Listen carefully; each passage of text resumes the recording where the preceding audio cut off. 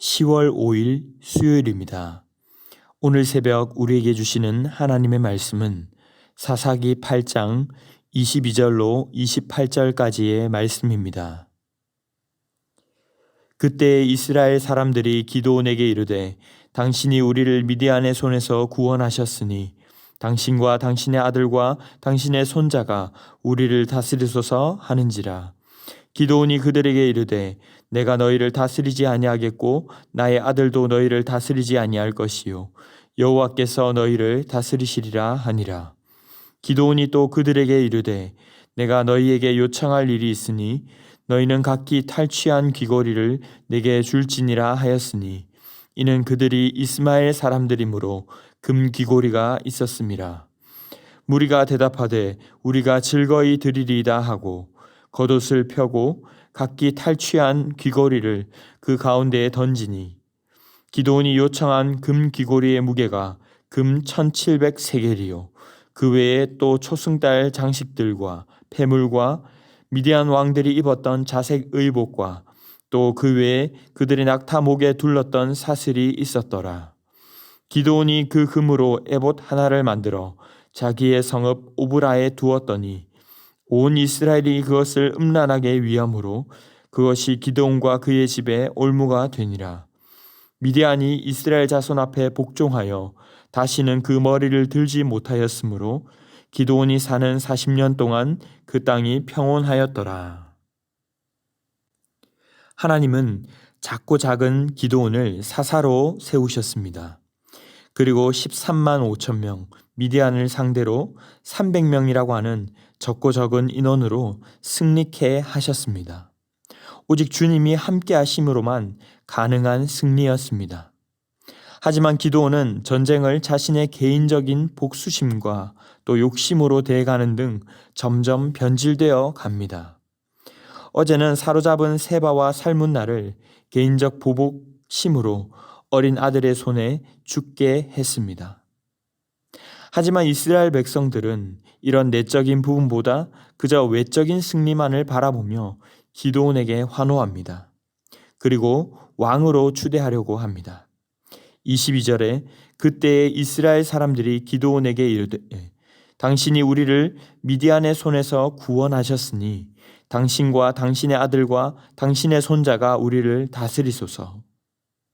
분명 이 전쟁은 여호와의 전쟁이었고 사람이 아닌 하나님의 능력으로 얻게 된 승리임에도 백성들은 기드온이 당신이 우리를 구원했다고 말합니다.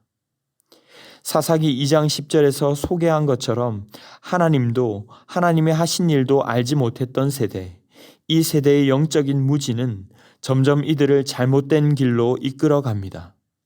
다행히도 기드온은 23절에 내가 너희를 다스리지 아니하겠고 나의 아들도 너희를 다스리지 아니할 것이요 여호와께서 너희를 다스리시리라 하며 제자리를 지키는 듯 보이지만 그는 24절에서 한 가지 이상한 요청을 하기 시작합니다. 바로 탈취한 귀고리를 자신에게 달라고 한 것입니다. 이 귀고리는 금으로 된 것으로 1700세겔, 약 20kg 정도 되는 엄청난 양의 금이었습니다. 그는 그 금으로 제사장들이 입는 옷인 에봇을 만들어 버립니다. 얼핏 보기에는 바알이나 아세라상도 아니고 제사장들이 입는 옷이니 괜찮지 않은가 싶지만 오히려 이 부분이 더 교묘한 것입니다. 그는 엄밀히 하나님께서 이루신 승리로 하나님이 영광 받으셔야 하는데 자신이 그것을 가로채면서 아닌 척 은근히 위선을 떨고 있는 것입니다. 그는 이 에봇을 자기의 성읍에 두었고 백성들은 기드온의 성읍으로 와서 이것을 섬기기 시작합니다. 여기에 음란하게 위했다라는 말은 행음하다, 간음하다라는 뜻으로 이성 간의 불륜의 성관계를 뜻합니다.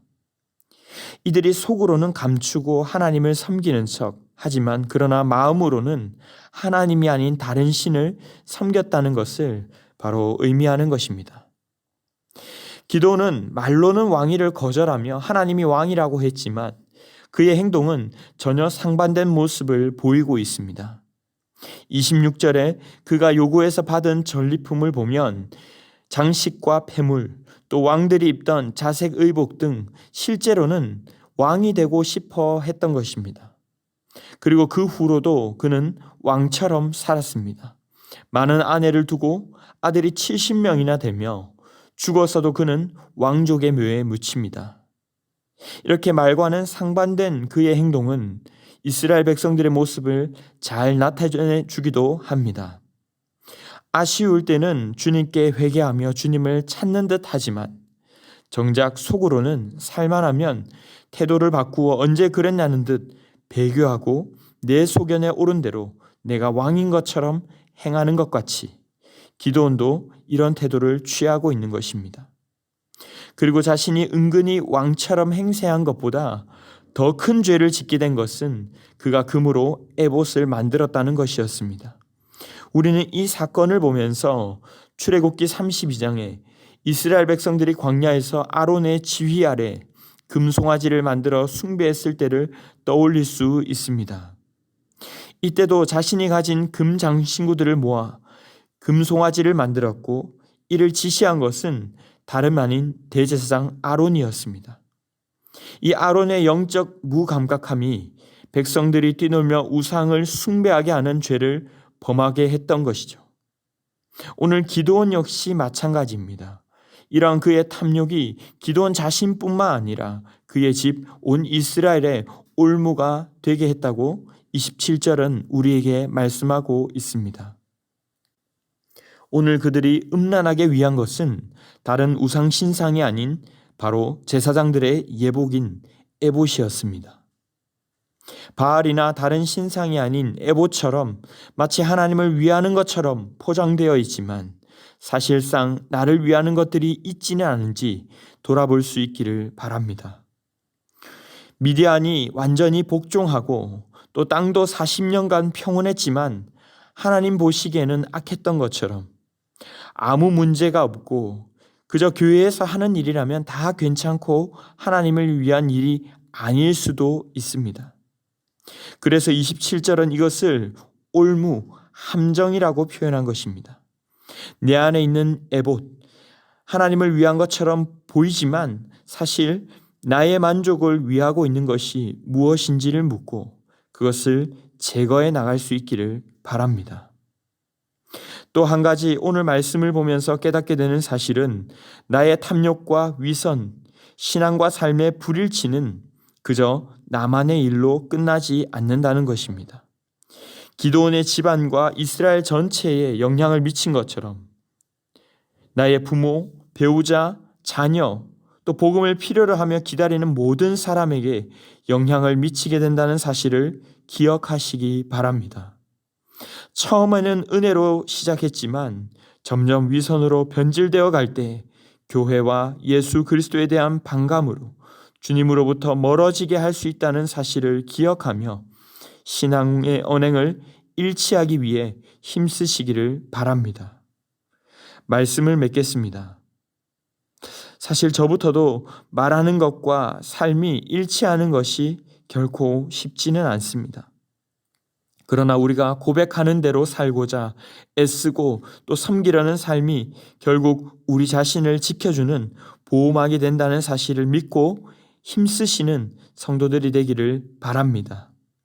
그리하여 우리의 삶을 통해 그리스도의 향기가 나고 이로 인해 우리 주변의 성도들에게도 선한 영향력을 끼치고 복음을 전파하게 되는 귀한 삶이 되시기를 주님의 이름으로 축원합니다. 기도하겠습니다. 사랑의 주님 감사합니다. 기드온을 향해 큰 용사여라고 하신 것처럼 작고 연약한 저희를 예수 그리스도의 피로 구원하시고 또한 이방의 빛으로 주님의 영광을 드러내는 자로 세워주심에 감사합니다. 하지만 이런 형언할 수 없는 은혜마저 때로는 우리를 위한 것으로 교묘하게 이용하려 하는 그런 연약함이 있음을 고백합니다. 우리의 깊은 마음속에 그 에봇을 제거해 나가게 하시고 언행이 일치하는 신앙으로 그리스도의 향기내는 저희가 되게 하여 주시옵소서. 이 모든 말씀 존귀하신 예수님의 이름으로 기도하옵나이다. 아멘. 이 시간 함께 기도하실 때 주신 말씀을 붙들고 기도하시고 주간 기도 제목을 따라 전도와 선교를 위해 기도하겠습니다. 신부산교회가 부산 지역에 죽어가는 영혼을 살리는 교회 되도록, 영혼을 품고 기도하며 전도하는 교회 되도록 우리 교회가 후원하는 선교사님들과 세계 선교를 위해서도 기도해 주시기 바랍니다. 특별히 10월에 있을 새생명 축제를 준비하고 있습니다. 먼저 우리 성도님들 가운데 믿는 복음 가운데 분명하게 세워지게 하여 주시고, 작정한 태신자들의 마음문을 열어주셔서 영생을 얻는 천국 잔치가 되게 해달라고 합심 제목과 개인적인 제목으로 기도하도록 하겠습니다. 함께 기도하겠습니다.